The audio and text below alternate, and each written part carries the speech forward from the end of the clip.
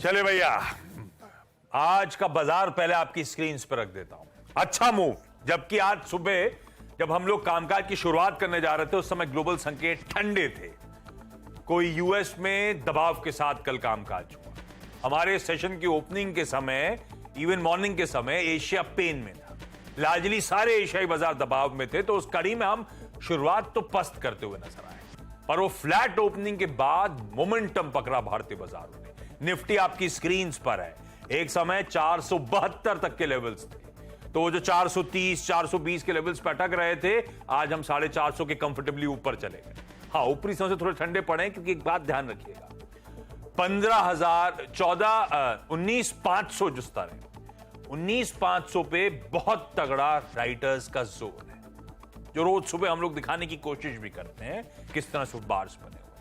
तो उसके करीब आते आते वो 70 के ऊपर के लेवल्स पर हल्की बहुत मुनाफा वसूली आई, लेकिन कोई लेट डाउन नहीं है। वापस मोमेंटम पिकअप करने की कोशिश कर रहे हैं, वापस उस दिन के हाइस को चैलेंज करने की कोशिश कर रहे हैं, क्योंकि अब हम 460 के आसपास के लेवल्स पर निफ्टी में इस समय ट्रेड करते हुए, तो मूड अच्छा है। एक बार निफ्टी की कंट्रीब्यूशन प्लेट दिखा दीजिएगा, कुछ हेवी वेट इंडिविजुअल स्टॉक्स। हालांकि मिड कैप का शो है, मैं मिड कैप्स पे आगे आता हूं, दिखाऊंगा आपको किस तरह का परफॉर्मेंस मिड कैप्स में, लेकिन पहले निफ्टी की तस्वीर क्लियर कर दूं। कोई रिलायंस, कोई एचडीएफसी, अब तो कोई लार्सन एंड टूब्रो, एमएनएम अपने रिकॉर्ड हाइस पर गजब के मूव्स ये स्टॉक दिखा रहे हैं, और हाईलाइट है इस समय खैर रिलायंस की वो चाल जिसने बाजार को ब्यूटीफुली संभालने की कोशिश कर रखी है। आज की जो टॉप बातें हैं, पांच बड़ी बातें, वो आपकी स्क्रीन पर आएंगी। ये back to back 7th straight trading session हो गया है जब भारतीय बाजारों में मजबूती उछाल के साथ कामकाज हो रहा है, और हम 19,500 की दहलीज पे आके अब खड़े हुए हैं।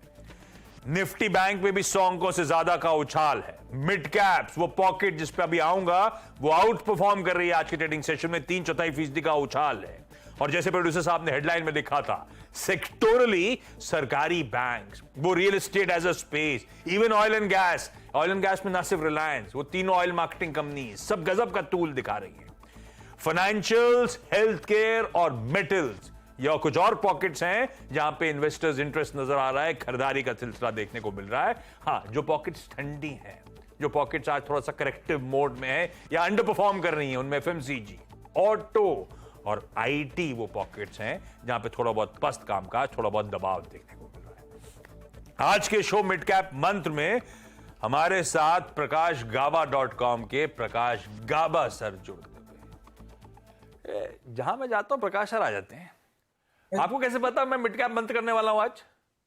मुझे मालूम पड़ जाता है। मुझे गेस्ट कोऑर्डिनेटर ने फोन करके बोला, मैं बोला बिल्कुल 100%। गाबा सर, गजब का मूव है ये, पेस लिटरली आपका आवाज नहीं आ रहा है कर रहा है हमें। आपका आवाज नहीं आ रहा है।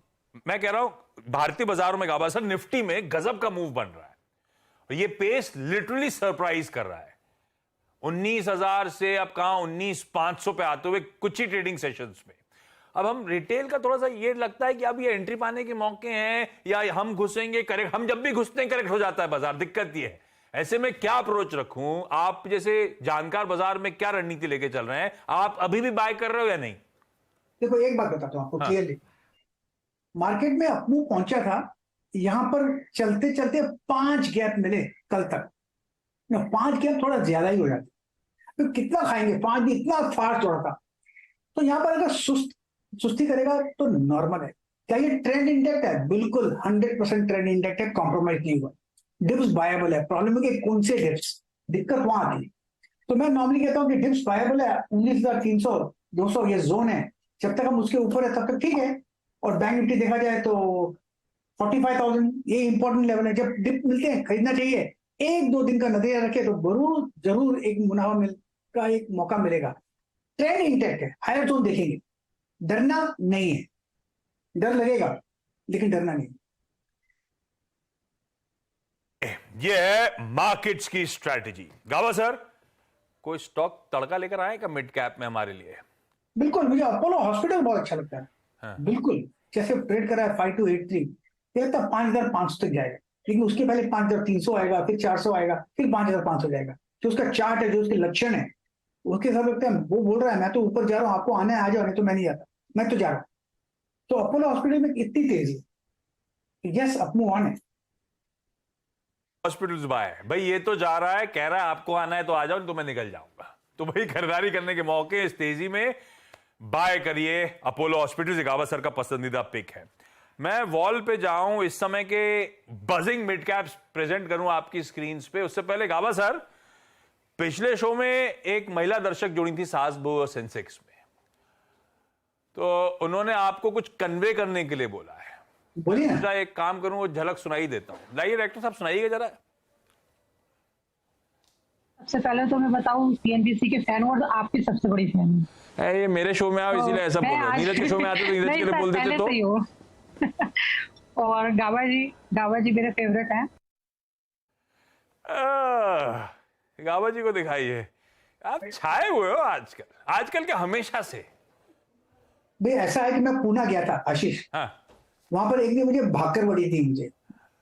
मैंने बोला 1 घंटे के लिए जिसको आना है मिल लो मुझसे, उन्होंने मुझे भाकर वड़ी दी, वो तो मैंने ले ली, थैंक यू वेरी मच। फिर दूसरा डब्बा दिया आपके लिए, बोला हम दोनों के फैन हैं। और उनको मुझे ये नहीं बोला कि मैं ट्वीट करूंगी उनको, नहीं तो मैं सोचा था आपको नहीं बताऊंगा, तो मैं खुद ही ले लूंगा। अब उन्होंने ट्वीट तो कर दिया, भागर वाली आ गई, तो उसके लिए थैंक यू गाबा सर। लेकिन आपने बात टाल दी, उन्होंने कहा था गाबा सर तक कम्युनिकेट कर दीजिएगा आप। मैं Thank उनकी you, बहुत sir. बड़ी, वो तो मेरे शो में थी इसलिए नाम ले लिया, नहीं तो गाबा सर की बहुत बड़ी फैन हूं, कम्युनिकेट करिएगा। वो मैंने अपना काम कर दिया गाबा सर। Thank you. दर्शकों के दिलों पे छाए हुए गाबा सर आपकी स्क्रीन पर। अच्छा, मैं आइए जरा मिड कैप्स में कौन से स्टॉक बजिंग हैं, खबरों में हरकत दिखा रहे हैं, उनकी एक लिस्ट प्रेजेंट कर देता हूं क्विकली। उसके बाद इस शो में यतिन होंगे जो बताएंगे आपको कुछ ओएमसीज में तेजी के पीछे ब्रोकरेजेस क्या मान रहे हैं। आलोक को जोड़ूंगा, वो दिल्ली से जोड़ेंगे। सरकारी बैंक की समीक्षा बैठक चल रही है आज, क्या एजेंडा है, क्या प्रोग्रेस हो रही है उस पे आलोक से बातचीत। और यतिन का बैकअप रहता है आमतौर पे कि सुबह लेट हो जाऊंगा तो सुमित को बोल रखा है बारिश बहुत हो रही है। असीम बता रहे हैं बारिश और बढ़ने वाली है मुंबई में। भैया आप तैयारी कर लीजिए, 2 बैकअप रेडी रखिएगा। मिड कैप्स की पिक्स कह रहा हूं, sorry, buzzing pockets. DCB bank 7.5 सवा 7% की मजबूती। क्यों? क्योंकि आज सुबह अपडेट आया था, आरबीआई जो रेगुलेटर, उसने टाटा एएमसी को मंजूरी दी अपना स्टेक बढ़ा के 7.5% कर सकते हैं। फिलहाल 5% के जस्ट नीचे है। डीसीबी बैंक इसलिए मूव कर रहा है। फोर्स मोटर्स के फिर से जो जून बिक्री के आंकड़े आए हैं वो वाकई स्ट्रांग है, साल दर साल, मंथ ऑन मंथ नहीं देखिए, साल दर साल बहुत स्ट्रांग है। 5-5.5% का उछाल, ऑलरेडी बहुत स्टॉक तेजी में, उसके बावजूद केईसी इंटरनेशनल एक और ऑर्डर विंस का इसने अपडेट दिया, 1000 करोड़ रुपए के आसपास की। केईसी बढ़िया मूव कर रहा है, 3.5%। ये अपने रिकॉर्ड उच्चतम स्तरों पे आज इस समय कामकाज करता हुआ आपको नजर आएगा। कमिंस आपकी स्क्रीन पे, फिर से रडार पे कुछ इंजन, कुछ डीजल जेनसेट्स इन्होंने लॉन्च किए हैं, उसके चलते ये स्टॉक आज हरकत पे, 0.25% का उछाल। प्रेस्टीज एस्टेट्स, हेडलाइन में हमने सारी रियल एस्टेट दिग्गज कंपनीज की बात कर ली थी, सब में उछाल है। प्रेस्टीज में खैर उन्होंने करार करा है चेन्नई में एक आईटीएस 6.5 एकड़ का पार्क लगाने की तैयारी। बीएसई लिमिटेड की बोर्ड मीट का आउटकम अवेटेड है, बायबैक पे विचार चल रहा होगा शायद, या जब भी बोर्ड मीट होगी। थायरो केयर, आज जतिन ने सुबह मेंशन भी कर रखा था कि इसका जो पेरेंट है फार्म इजी, वो फंड रेजिंग की तैयारी कर रहा है और डेट रिड्यूस करने की तैयारी है ग्रुप लेवल पे, तो ये अच्छी खबर एंटिटीज के लिए। जीएम ब्रेवरीज, ये ऑलरेडी बहुत अच्छे मूव दिखा चुका है, इसने रिजल्ट सीजन का आगाज अच्छा करा है। अभी कुछ देर पहले रिजल्ट आए जब सुमित शो कर रहे थे, नंबर्स अच्छे हैं। दिक्कत में है मैरिको, इसके क्वार्टरली अपडेट्स पस्त हैं, 2.5% कमजोर। सोलारा एक्टिव राइट्स इश्यू मंजूर करा बोर्ड ने, 450 करोड़ रुपए का, 0.5% की कमजोरी।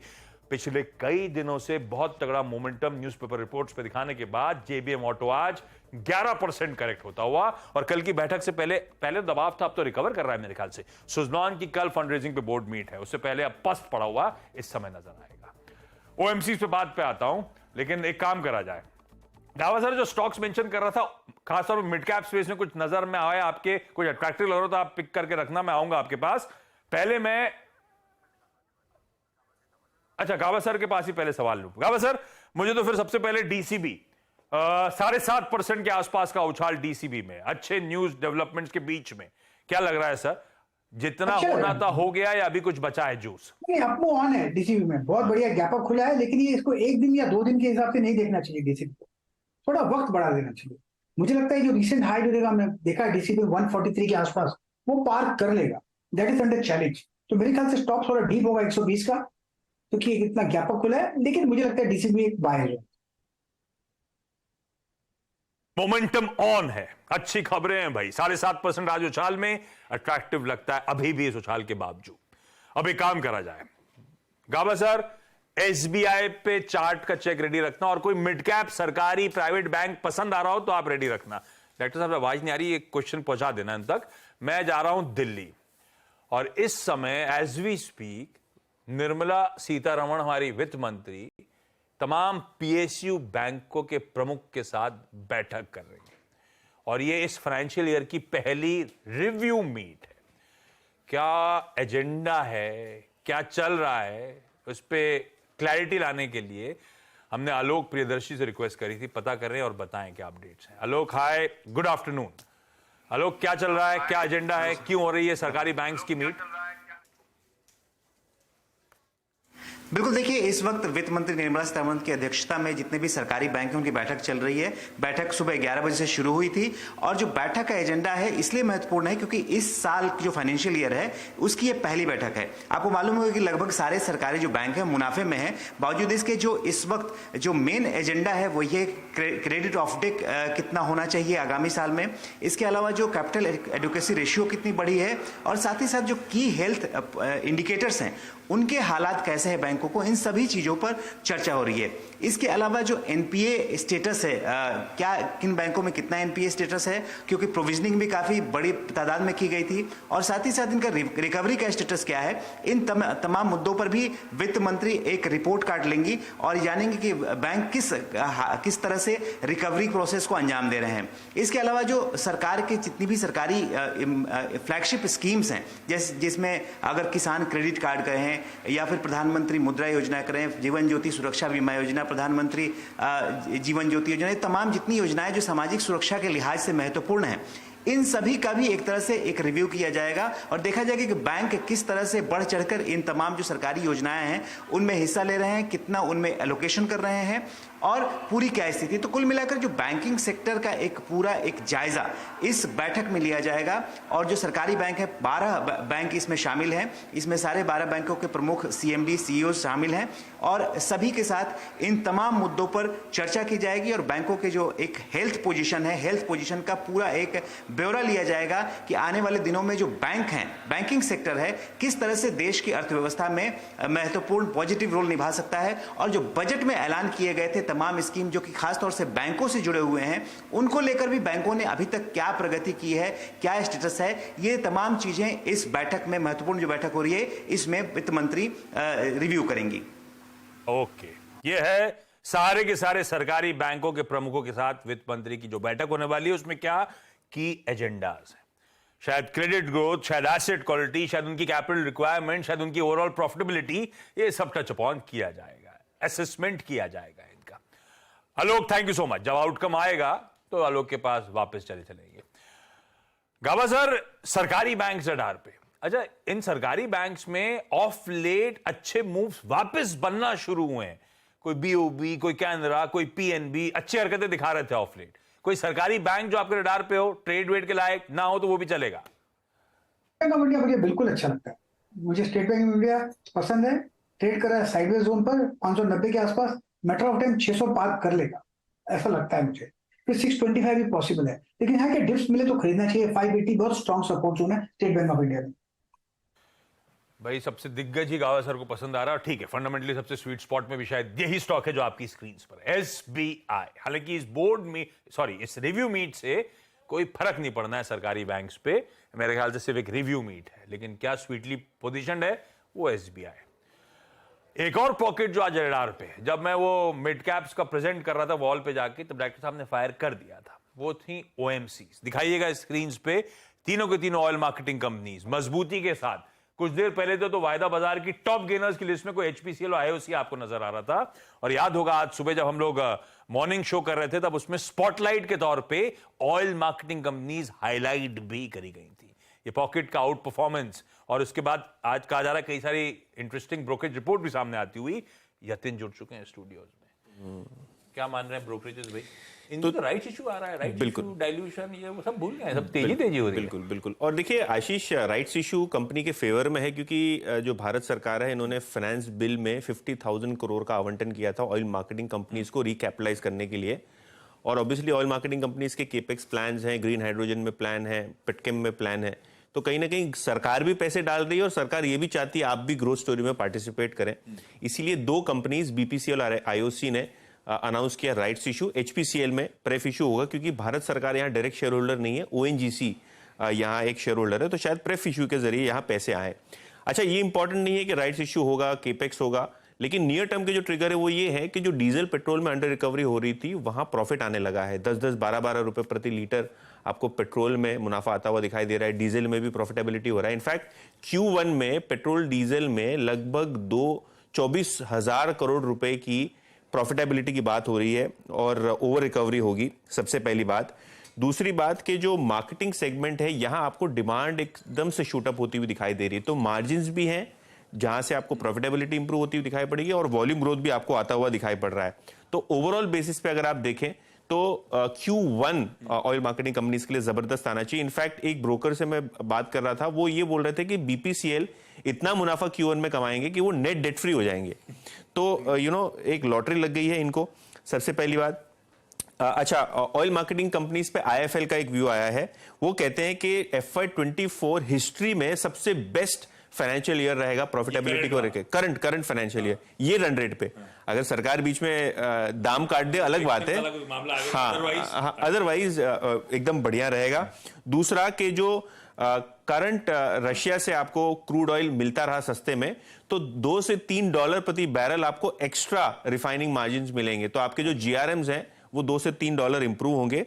और अगर हम क्रूड बास्केट की बात करें तो यहां आपको जो रशियन ऑयल है अभी भी 25% है वो बास्केट का, तो इसका सीधा फायदा ऑयल मार्केटिंग कंपनीज को होगा। और ब्रेंट के मुकाबले जो भारत रूस से ऑयल मंगाता है वो $9 से $10 प्रति बैरल सस्ता रहता है। तो रशिया का एक फैक्टर है, प्राइसिंग का एक फैक्टर है, और जो केपेक्स होने वाला है वो भी एक फैक्टर है। तो कहीं ना कहीं ग्रोथ और एक्सपेंशन और अर्निंग्स सभी सिलेंडर्स पे फायर करती हुई ऑयल मार्केटिंग कंपनीज। भाई साहब, ये हाल है ओएमसीज का, फटे चले जा रहे हैं। कल मेरे ख्याल से आईओसी की बोर्ड मीट है, राइट्स इशू पे फैसला बीपी से ले चुका है, कल आईओसी लेगा। खैर, एक स्टॉक जो इन स्टॉक को रिप्लेस कर गया है वायदा बाजार में टॉप गेनर के तौर पे, उस पे भी लेना चाहूंगा। गाबा सर, MCX देखिए, पिछले आधे पौन घंटे में क्या प्राइस वॉल्यूम एक्शन पिकअप हो रहा है। डायरेक्टर साहब स्क्रीन पे MCX से चार्ट लाइए क्विकली, ये देखिए। गाबा सर, क्या हो रहा है?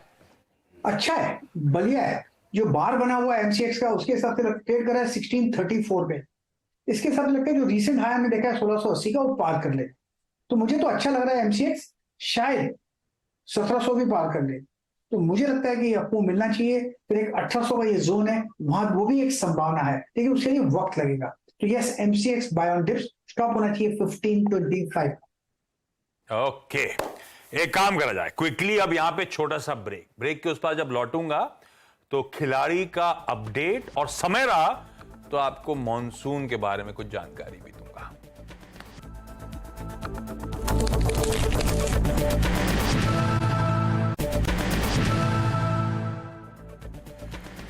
भाई, ब्रेक के बाद आपका स्वागत है। लाइए खिलाड़ी का अपडेट, क्या चल रहा है। प्रदीप होचंदानी साहब ने एथर इंडस्ट्रीज से एग्जिट कर लिया है 1080 पे। दूसरी तरफ उन्होंने बालकृष्ण इंडस्ट्रीज में मुनाफा बांध लिया है, बुक प्रॉफिट एट 2434। साथ में अनुज गुप्ता साहब की तरफ से अपडेट है, MRPL पे उनकी तरफ से 9150 पे मुनाफा बांधने की सलाह थी, बांध दिया उन्होंने। और उनकी तरफ से एक फ्रेश बाय आइडिया आया है, RCF खरीद सकते हैं, 111 का स्टॉप, 130 के टारगेट, 118 पे चल रहा है। डिसेंट रिस्क रिवॉर्ड आपको आपकी स्क्रीन पे नजर आएगा। तो अब तक का खिलाड़ी नंबर 1 का मुनाफा मीटर आपकी स्क्रीन पे। ब्रिजेश 9% से ज्यादा के रिटर्न्स देते हुए, अनुज 6.5% उनका पोर्टफोलियो बढ़िया रिटर्न दे रहा है, और इवन प्रदीप का भी 4.25 4.5%। तीनों में किसी में दाव लगाया हो आपने, किसी के साथ चले हो, थर्सडे तक सब आपको नीट बढ़िया मुनाफा कमा के दे रहे हैं। जाते जाते मैंने मॉनसून की अपडेट छेड़ दी थी, तो वो आपको स्क्रीन पे दिखाए चले जाता हूं। IMD की तरफ से भाई सीरियस चेतावनी आती हुई, अगले 5 दिन भारी बारिश हो सकती है, और जिन रीजन्स की चेतावनी आ रही है, ऑरेंज अलर्ट, भैया मुंबई है, महाराष्ट्र है, और गोवा है जहां पे ऑरेंज अलर्ट आता हुआ। तो अब सुमित को देखना पड़ेगा, अगला शो भी इनको देखना है और ऑफिस के पास यही रहते हैं, भाई ये ऑरेंज अलर्ट है, नहीं आ पाए तो आप ही आप इधर से भी सीधा सौदा खेलना, उधर से भी नहीं। मैं समझने की कोशिश कर रहा हूँ कि मुंबई में ऑरेंज अलर्ट है तो क्या रेडी करना है, रेनकोट या पकौड़ों के लिए बेसन? ऑप्टिमिज्म का हाईलाइट, वो कहता है कि पकोड़ा और चाय। तो वही अब सवाल है मेरा कि मुंबई में आ रहा है, जब वैसी बारिश बंद कब हुई है? पिछले 8 दिन से रोज ही हो रही है। बहुत बढ़िया हो रही है। हाँ, और अब 8 दिन से बारिश में अगर ऑरेंज अलर्ट है तो जो थोड़ी होती है वो थोड़ी ज्यादा हो जाएगी, इससे ज्यादा क्या ही होगा। तो वही ठीक है, होने दो। तो अब तो आदत ही हो गई है बारिश की। मतलब जो नहीं बॉम्बे में रहते हैं उनको ये बात बता दूं कि जो हमारे जैसे नॉर्थ के लोग हैं जिनको नहीं आइडिया है कि बारिश किसे कहते हैं, तो आप ऐसा अंदाजा लगाइए कि 3 दिन पहले अगर आपने कोई कपड़ा धोया हो, वो आज तक गीला हो, तो वहां बॉम्बे में इतना अंदाजा आप लगा के चल सकते हैं। इस तरह की बारिश मुंबई में होती है और वो हाई इंटेंसिटी लो इंटेंसिटी होती है, लेकिन नो इंटेंसिटी नहीं होती है। चलिए, ये है बारिश का हाल, और अभी और बारिश तूल पकड़ने जा रही है भाई अगले 5 दिन मुंबई में। चलिए, इस नोट पर इस मुनाफे की तैयारी आदत पड़ गई। मिड कैप मंत्र को यहाँ समेट रहा हूँ। सुमित लेकर आएंगे अगला show know your company. SME corner है। अरे वाह, चलिए।